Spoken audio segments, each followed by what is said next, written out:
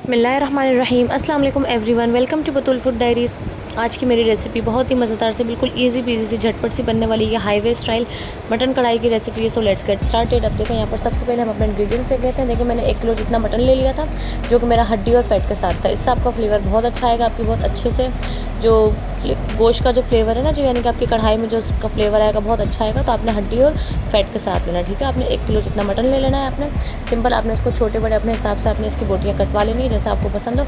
2 table spoon भर के ginger garlic का पेस्ट है, यानी कि अदरक लहसुन का पेस्ट है हमारे पास। हाफ कप ऑफ ऑयल है, ठीक है। अब अपने हिसाब से हाफ कप 1 कप जितना आपको पसंद आप वो देख लीजिएगा, ठीक है। अब सिंपल हम अपने पैन के अंदर ना ऑयल ऐड करेंगे और हम साथ में जिंजर गार्लिक का पेस्ट ऐड करके हम इसको 1 से 2 मिनट अच्छे से फ्राई करेंगे कि अच्छा सा इसका फ्लेवर आ जाए। और फिर हम इसके अंदर मटन ऐड कर देंगे। अब हम इसके अंदर मटन ऐड करते के साथ ही ना अब हम इसको 10 से 12 मिनट तक हाई टू मीडियम फ्लेम पर हम इसको अच्छे तरीके से भूनेंगे।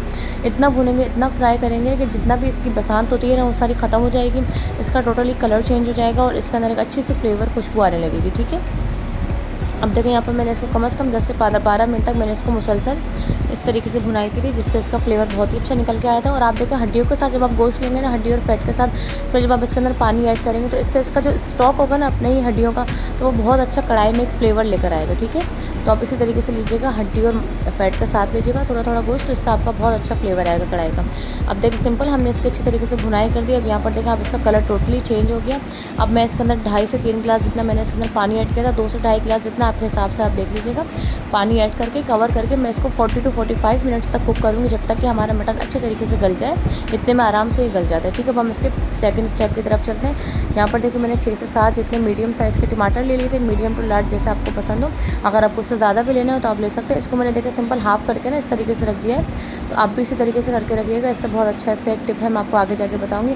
7 से 8 मैंने बड़ी वाली हरी मिर्ची ले ली थी, उसको भी मैंने स्लाइस करके रख दिया। अब यहाँ पर देखिए हमारे पास मसाले हैं। 1 टेबल स्पून आपने साबुत धनिया, साबुत जीरा ले लेना है। इसको आपने सिंपल तवे पर भून कर रोस्ट कर लेना है अच्छे तरीके से। ये आपने बिल्कुल फ्रेशली करके रखना है। 1 टीस्पून भर के हमारे पास कुटी हुई ब्लैक पेपर है, यानी कि क्रश्ड की हुई ब्लैक पेपर है। 1 टीस्पून ऑफ सॉल्ट है। 1 टीस्पून ऑफ कुटी हुई लाल मिर्च है और 1 टीस्पून हमारे पास लाल मिर्च पाउडर है, ठीक है। बस ये बेसिक से मसाले हैं हमारे पास। और कसूरी मेथी है बिल्कुल हाफ टी स्पून और स्लाइस में कटी हुई जिंजर है। अब देखिए मैंने 45 मिनट्स के बाद मैंने अपना कवर हटाया था, तो यहाँ पर मेरा गोश्त तकरीबन ऑलमोस्ट गल चुका था। और यहाँ पर देखिए पानी भी अभी इसके अंदर है थोड़ा बहुत। अब मैंने इस स्टेज पर आकर ना मैंने इसके अंदर ये सारे जो हाफ्स थे ना मैंने टमाटर के, मैंने इस तरीके से इसके अंदर ऐड कर दिए कि जो इसका अंदर वाला हिस्सा है वो नीचे रहे और जो पील वाला हिस्सा है वो ऊपर रहे।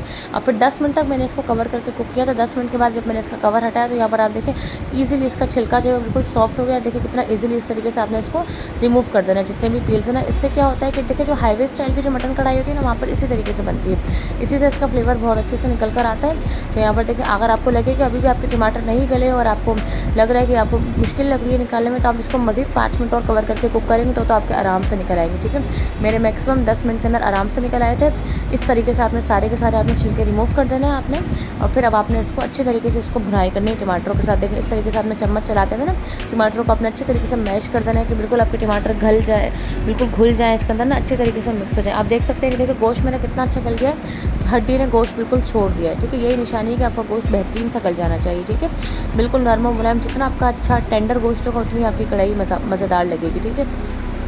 अब देखिए सिंपल मैं इसको मैश करती जा रही हूँ अच्छी तरीके से। मैंने इसकी भुनाई करी थी 10 से 12 मिनट। अब देखिए मैंने इसके अंदर ये सारे के सारे बिल्कुल फ्रेश भुने हुए कुटे हुए मैंने इसके अंदर मसाले ऐड कर दिए।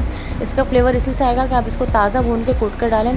धनिया और ज़ीरा को लाजमी ऐड कीजिएगा, इससे इसका फ्लेवर बहुत अच्छा आएगा। ब्लैक पेपर को भी आपने क्रश करके डालना है और बाकी मसाले आप red chilli flakes and powder आप अपने हिसाब से देख लीजिएगा, ठीक है। अब देखिए यहाँ पर आके मैंने इसके अंदर कसूरी मेथी भी मैंने ऐड कर दी थी। अब मैंने इसको 10 से 12 मिनट तक मीडियम टू हाई फ्लेम पर मैंने इसको अच्छी तरीके से भुनाई की कि टमाटर जितने भी हैं वो अच्छी तरीके से गल जाएँ, सॉफ्ट हो जाए। और देखिए यहाँ पर हमारी मज़ेदार सी ग्रेवी बनकर बिल्कुल रेडी हो गई, ठीक है।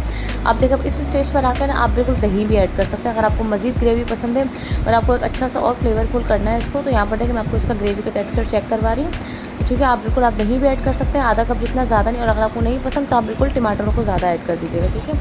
अब देखिए यहाँ पर हमारी बिल्कुल कढ़ाई ऑलमोस्ट एंडिंग पर है। अब यहाँ पर मैंने स्लाइस में कटी हुई हरी मिर्चें डाल दी हैं, थोड़ी सी मैंने इसके अंदर डाल दी थी, थोड़ी सी मैंने लास्ट में गार्निशिंग के लिए बचा रही थी। सिंपल आपने इसको डालकर और फिर आपने स्लाइस में कटा हुआ जिंजर भी आपने ऐड कर देना है, ठीक है।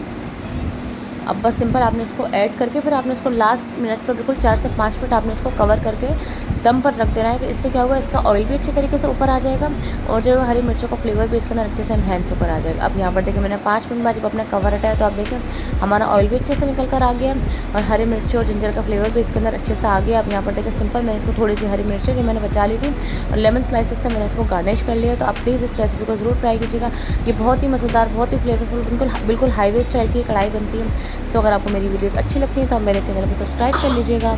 नोटिफिकेशंस के लिए बेल आइकन को ज़रूर प्रेस कर लीजिएगा। Thank you so much for watching. अल्लाह हाफ़िज़।